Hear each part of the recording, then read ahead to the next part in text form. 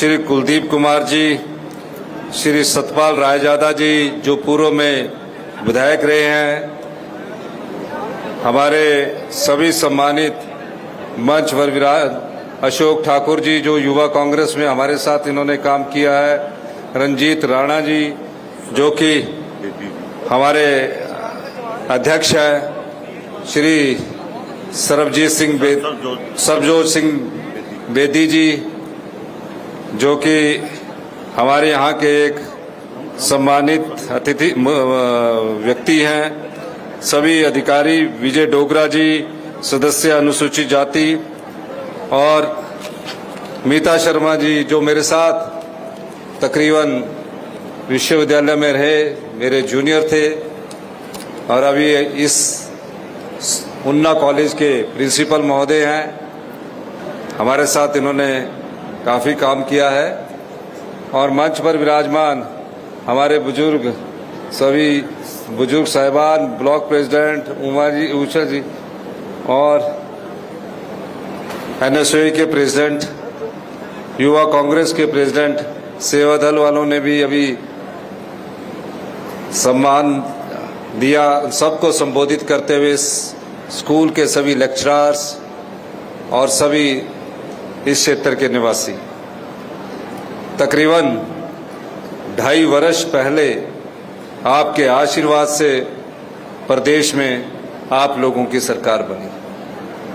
सरकार बनने के बाद एक दायित्व होता है और एक कर्तव्य होता है। हमारी सरकार ने जहां अपने दायित्व का निर्वाह किया, वह कर्तव्य का भी निर्वाह किया। भीषण आर्थिक परिस्थितियों के बावजूद जिस हालात में इस प्रदेश का खजाना हमें मिला, हमने हमेशा उस चुनौती का सामना किया। मुख्यमंत्री बनने के बाद जब मैंने प्रदेश की आर्थिक स्थिति को समझा, उस दिन हमने सोचा कि भविष्य में हिमाचल प्रदेश एक ऐसा प्रदेश बनाएंगे, ऐसे नीतिगत परिवर्तन के माध्यम से इस प्रदेश की आर्थिक स्थिति को सुदृढ़ करेंगे। उस दिशा में सरकार ने काम करना शुरू किया। मैंने कई विभागों की मीटिंगें ली, रात के 11-11 बजे तक बैठकें ली, पूरे विभाग की कार्यप्रणाली को समझा और विभाग की कार्यप्रणाली के समझने के बाद मैंने इस व्यवस्था को जो पिछले 40 साल से चली आ रही थी, उस व्यवस्था को बदलने का प्रयास किया। और आपने मेरा पहला ही समय से भाषण सुना होगा।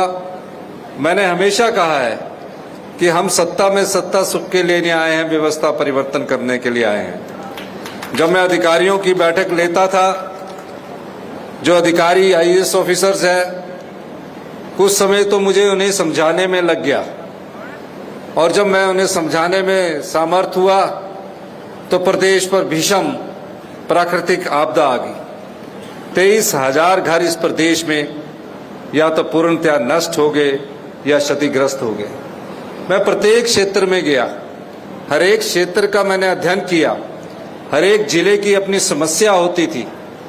और जब कुल्लू में ऐतिहासिक इस प्राकृतिक आपदा ने पूरे प्रदेश को झकझोर कर रख दिया, हमारी सरकार ने प्रयास किया कि पहले समय हम अपने जितने मेहमान आए हैं, 75,000 के करीब टूरिस्ट उस प्रदेश में फंस गए थे, हमने उन 75,000 टूरिस्टों को वहां से निकाला। फिर जो 23,000 घर नष्ट हो चुके थे, उन घरों को बसाने की हमारी जिम्मेवारी थी।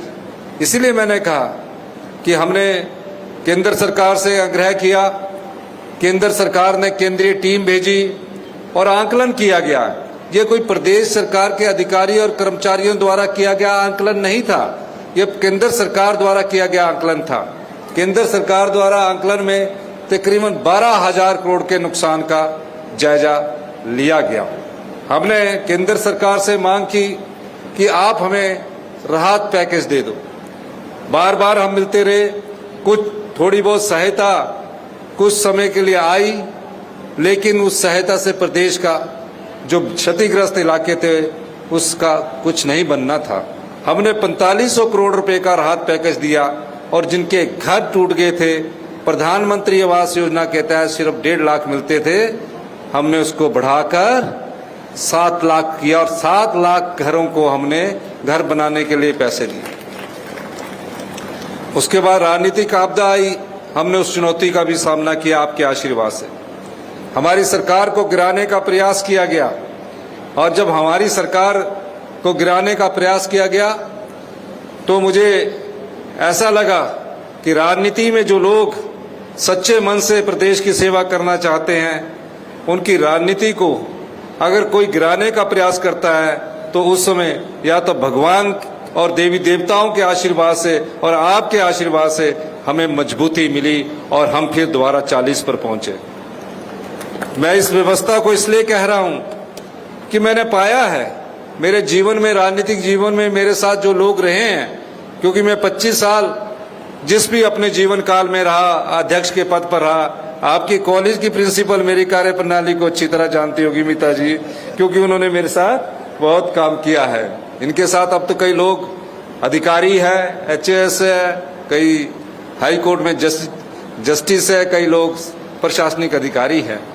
मैं ये मानता हूं कि जो हमारी संपदा है, हिमाचल प्रदेश के 75 लाख जनता की एक संपदा है, महज उस संपदा का बंटवारा सही ढंग से होना चाहिए।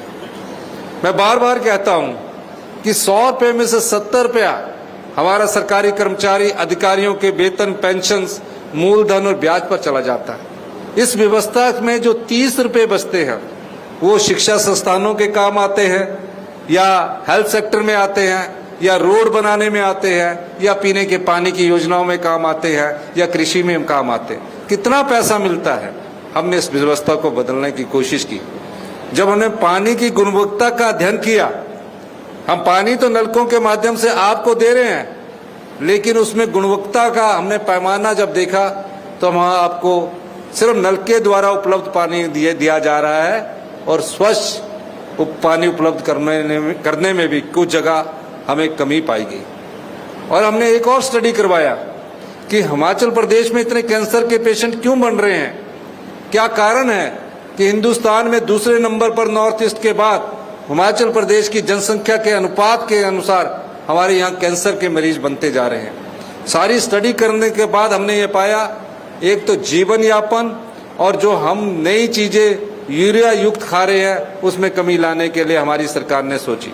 इसलिए हमने कहा है कि इस बार हम पानी के शोधन के लिए 200 करोड़ रुपए का हमने इंतजाम किया, ताकि जो पानी में आपको खाना खाते हुए आप देखते हैं कि नलके के पानी से जब आप खाना बनाते हैं तो आप पाएंगे कि क्लोरीन की स्मेल आ रही है, ब्लीचिंग की स्मेल आ रही है।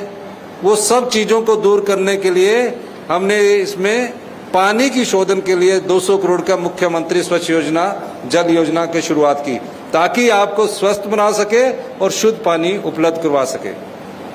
शिक्षा के क्षेत्र में क्या हाल है? शिक्षा के क्षेत्र में मैं कहना चाहता हूँ, मैं खुद सरकारी स्कूल से पढ़ा हूँ।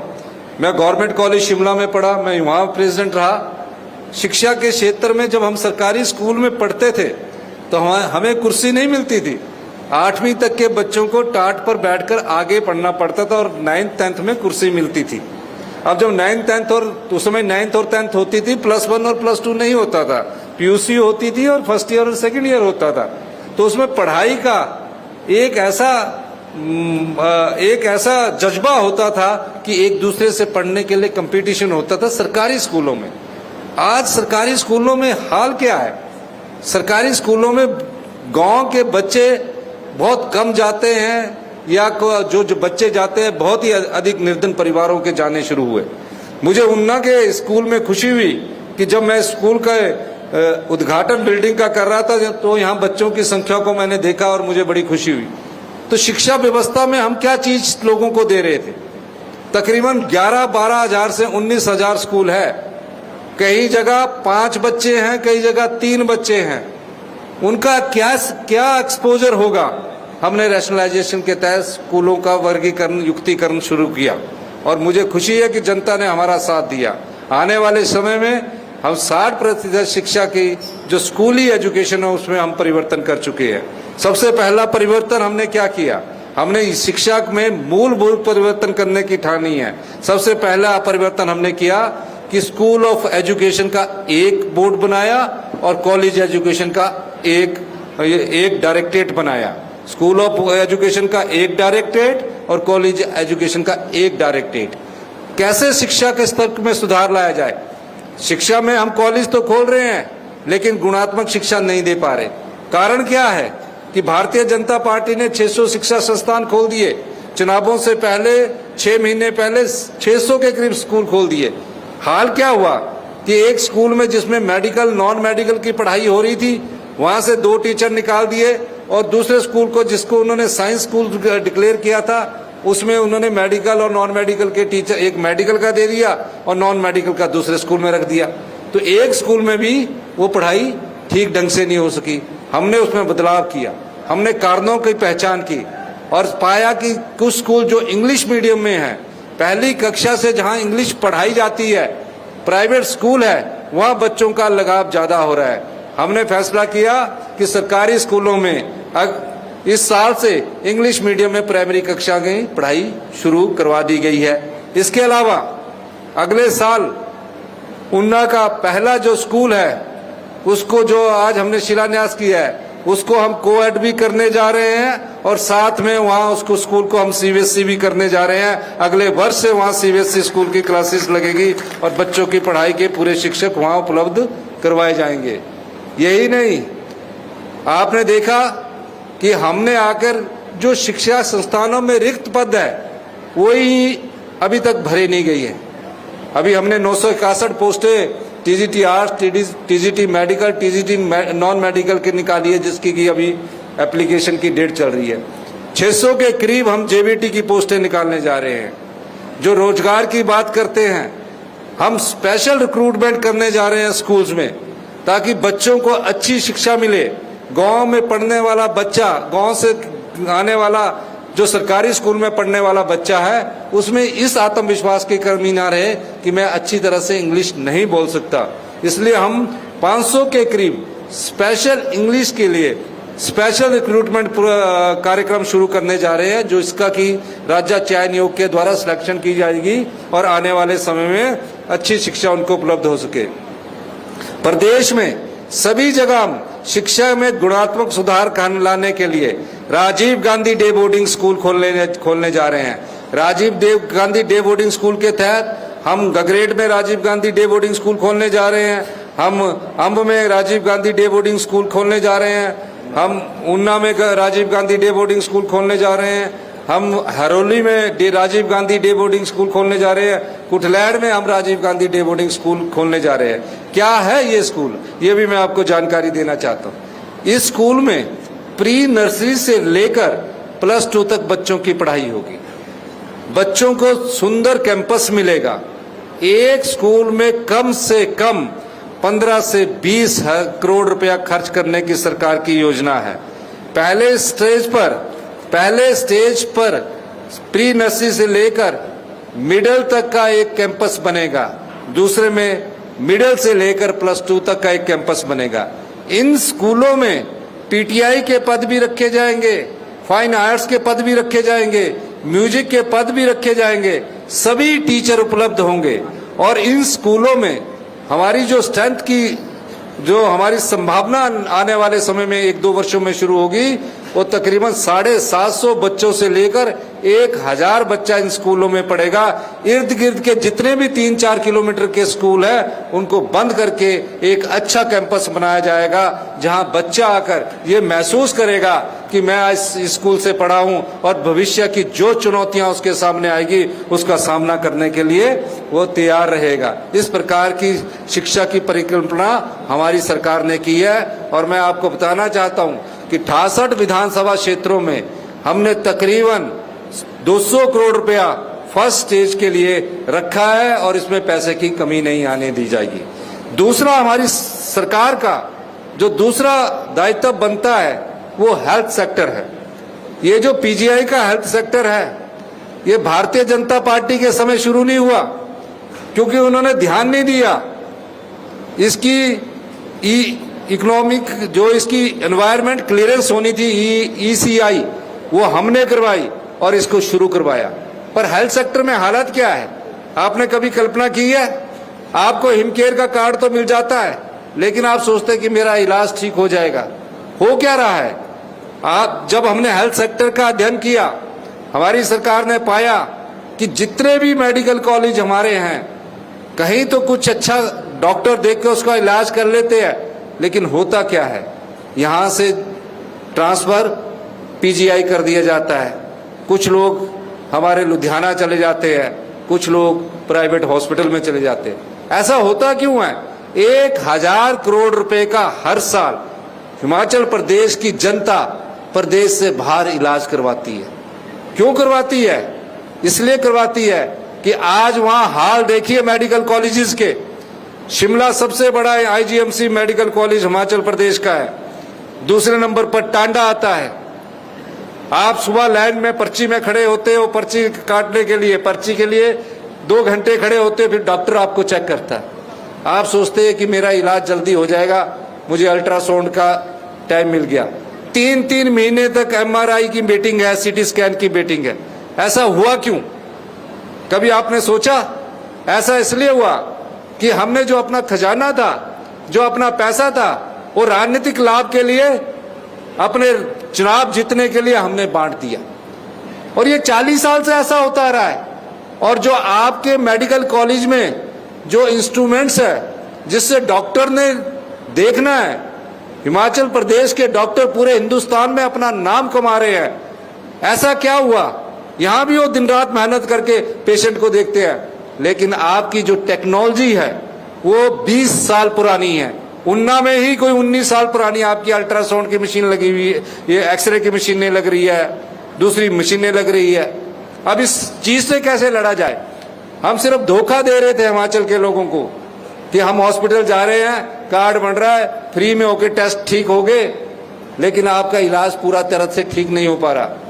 हमने 1350 करोड़ रुपए का, जो हमारी अपनी लिमिट लोन की थी, इन मेडिकल टेक्नोलॉजी के लिए खर्च करने का निर्णय लिया। और इस वर्ष हमने कहा है कि आईजीएमसी, नेरचौक, टांडा, हमीरपुर और सभी मेडिकल कॉलेज में 20-20 साल पुरानी जो मशीनें हैं उनको बदला जाएगा। और तुरंत प्रभाव से जो एम्स दिल्ली में मशीन लगी है, उस मशीन को हिमाचल प्रदेश के मेडिकल कॉलेज में लाया जाएगा। और मैं आपको बताना चाहता हूं, आर्थिक तंगी के बाद भी हमने 200 करोड़ रुपया इस साल उस पर खर्च करने का निर्णय लिया है। लेटेस्ट टेक्नोलॉजी, रोबोटिक सर्जरी से लेकर जो पीजीआई में मिलती है, वो हिमाचल के लोगों को आने वाले 2-3 सालों में उपलब्ध होगी। ये इसलिए मैं कह रहा हूं क्योंकि आप लोग जब बीमार होते हैं तो उस खर्चे की कोई गिनती नहीं करते। उस खर्चे के समय तो आप ये सोचते हैं कि मैं किसी तरह ठीक हो जाऊं, मेरी इस समय जान बच जाए।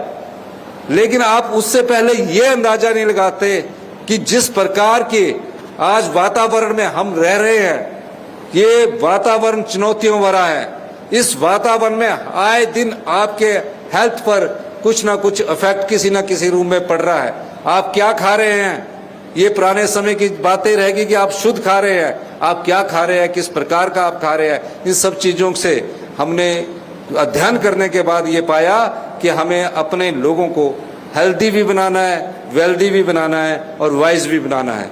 इन 3 चीजों को लेकर हमारी सरकार कार्य कर रही है। और मैं आपको दावे के साथ कह सकता हूं कि जिस संपदा को जो लोग लूटते आए हैं, उस चोर दरवाजे को हमारी सरकार ने बंद किया है। उन्ना जिला आज अगर सौर ऊर्जा के नाम से जाना जाएगा, जहां 200 मेगावाट के करीब हम बिजली पैदा कर रहे हैं, अभी 80 मेगावाट के यहाँ टेंडर हो चुके हैं। यहाँ बिजली की कोई कमी नहीं रहेगी। और शिक्षा के क्षेत्र में उन्ना जिला को और अग्रणी बनाया जाएगा। वैसे भी अभी मैं 3 बेटियों को जब मैं प्राइज दे रहा था, मुझे बड़ी खुशी हो रही थी कि हमारी बेटियां हर जगह पहले नंबर पर आ रही है। और ये भी खुशी हो रही थी कि अभी वन मित्र की हमारी जब सिलेक्शन हुई तो उसमें 60% बेटियां वन मित्र में मेरिट पर सिलेक्ट हुई है।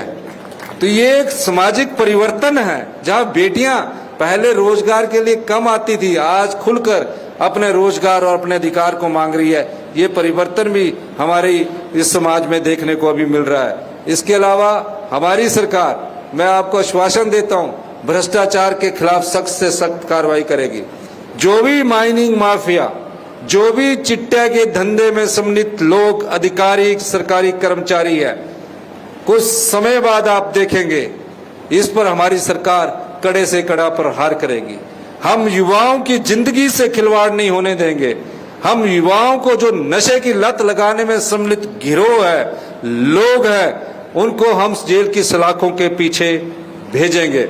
और जिन्होंने नशे के माध्यम से अपनी संपत्ति कमाई है, जो भी नशे के माध्यम से जिसने अपनी प्रॉपर्टी को बनाया है, हमारी सरकार में इस मंच के माध्यम से कहना चाहता हूं, उस संपत्ति को जब्त करेगी या तो उसको गिरा देगी, क्योंकि नशे के माध्यम से जो युवा पीढ़ी को धकेल रहे हैं, हमारी सरकार उसके खिलाफ सख्ती से सख्त कार्रवाई करेगी। अभी प्रक्रिया चल रही है, कानून बदले जा रहे हैं। आपने देखा कि नशे से लड़ने के लिए विधानसभा में हमने सख्त कानून पास किया है, उसके रूल्स बन रहे हैं और आने वाले 1-2 महीने में आप नशे के जो व्यापारी है उनके खिलाफ जेल की सलाखों में उनके संरक्षणकर्ता भी जाएंगे और नशे के व्यापारी भी जाएंगे। जो भी इस धंधे में लगा होगा उनको हम जेल की सलाखों के पीछे भेजेंगे। हमारे पास पूरी रिपोर्ट्स आ रही है, हम पूरी रिपोर्ट्स गैदर कर रहे हैं। हम कोई भी कार्रवाई करने से पहले उसके अंतिम स्तर तक जाना चाहते हैं कि कहां से नशा शुरू हो रहा है, कहां तक पहुंच रहा है, किस गांव में कौन नशा करता है। इसके खिलाफ हमारी सरकार सख्त से सख्त कार्रवाई करेगी, ये मैं आपको आश्वासन देना चाहता हूं। और मैं ये भी चाहूंगा कि आप लोगों का हमें सहयोग चाहिए।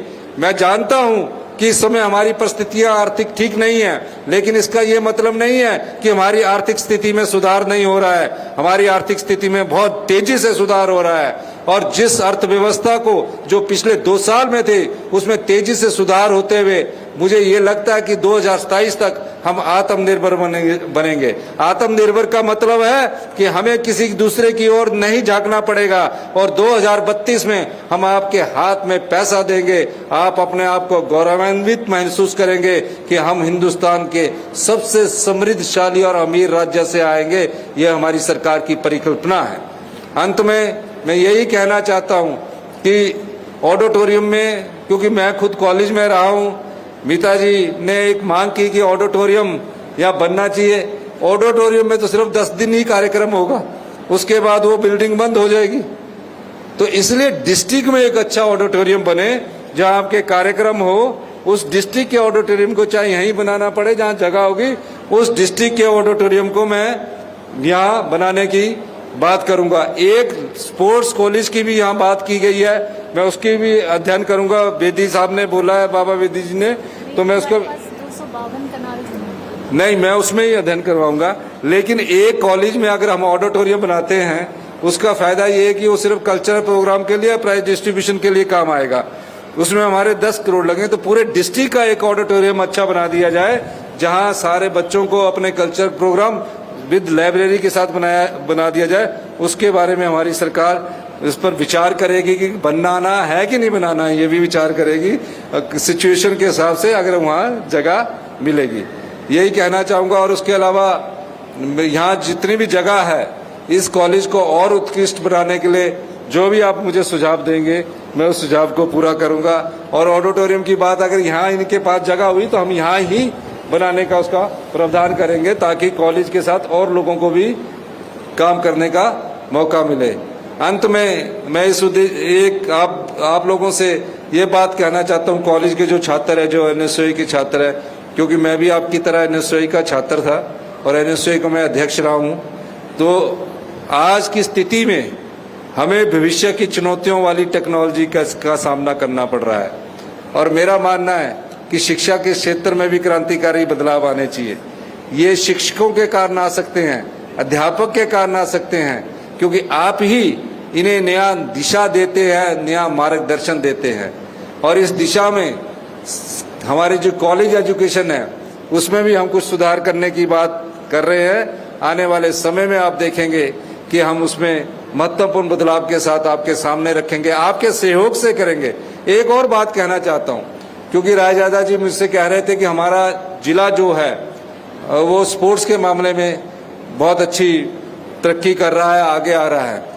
मैं एक बात आपको कहना चाहता हूँ, स्पोर्ट्स में जो भी नेशनल और इंटरनेशनल स्तर पर जाएगा, यानी कि कोई भी राष्ट्रीय स्तर का खिलाड़ी होगा या अंतर्राष्ट्रीय स्तर का खिलाड़ी होगा, उसको हम प्रिंसिपल को ऑथराइज कर देंगे, चाहे वो स्कूल के हैं चाहे कॉलेज के हैं, कि उनकी अटेंडेंस में उनको रिलैक्सेशन दी जाए ताकि वो कोचिंग कैंप भी अटेंड कर सके और वो भी अटेंड कर सके, ताकि उनको प्रेशर ना किया जाए। तो उसके लिए हम नोटिफिकेशन करेंगे। तो ये चीज मुझे अभी इन्होंने कही है, तो मैं ये कहना चाहता हूं कि जो स्पोर्ट्समैन है वो अपनी पढ़ाई की जगह, क्योंकि खेल भी एक पढ़ाई है, खेल भी एक पढ़ाई है, ऐसा नहीं है खेल के साथ पढ़ाई, खेल भी एक पढ़ाई है। अगर आप राष्ट्रीय स्तर पर किसी जगह किसी भी खेल का जो ओलंपिक में खेली जाती है या कहीं और खेली जाती है, अगर आप उसमें सिलेक्ट होते हैं तो आपकी जो अटेंडेंस है वो आपके प्रिंसिपल को ऑथराइज कर दिया जाएगा कि उसमें रिलैक्सेशन कर दी जाए। तो इस दृष्टि से भी मैं ये चीज आपको कहना चाहता हूं कि स्पोर्ट्स में हमने प्राइज मनी को बहुत अधिक बढ़ाया है। स्पोर्ट्स हमारे पढ़ाई के साथ जीवन जीने की एक कला भी है। इन्हीं शब्दों के साथ मैं आप लोगों का इस बार 100-150 बच्चे जो ना पुलिस में भर्ती बिना टेस्ट के किए स्पोर्ट्स में। इस बार जैसे कि रायजादा जी कह रहे हैं कि 150 बच्चे पुलिस में बिना टेस्ट बिना इंटरव्यू के गए हैं। तो आप खेल लो, पुलिस में नौकरी में अभी जो भर्ती हुई 1200 पोस्टों की, उसमें 1 लाख बैठे, खेलने वाले तो बगैर इंटरव्यू के सिलेक्ट हो गए। तो ये भी एक बहुत बड़ी बात है। और हम उसमें प्राइज मनी हमने एशिया के लिए भी बढ़ाई है, ओलंपिक के लिए भी बढ़ाई है। स्पोर्ट्स की तरफ भी हमारा सरकार आने वाले समय में स्पोर्ट्स नई नीति पर विचार कर रही है, और जो भी लोग स्पोर्ट्स के माध्यम से रोजगार प्राप्त करते हैं उन्हें हम किस प्रकार से और रोजगार दे सकते हैं, इस दृष्टि से भी हमारी सरकार कार्य करेगी। इन्हीं शब्दों के साथ मैं एक बार फिर से आपका बहुत बहुत धन्यवाद करता हूं, इस आशा के साथ कि इस कॉलेज के प्रांगण में जो शिलान्यास और भवन का उद्घाटन हमने किया है, आने वाले समय में यहाँ के बच्चे पढ़कर हिमाचल प्रदेश की सेवा करेंगे। इन्हीं शब्दों के साथ आपका बहुत बहुत धन्यवाद। जय हिंद, जय भारत।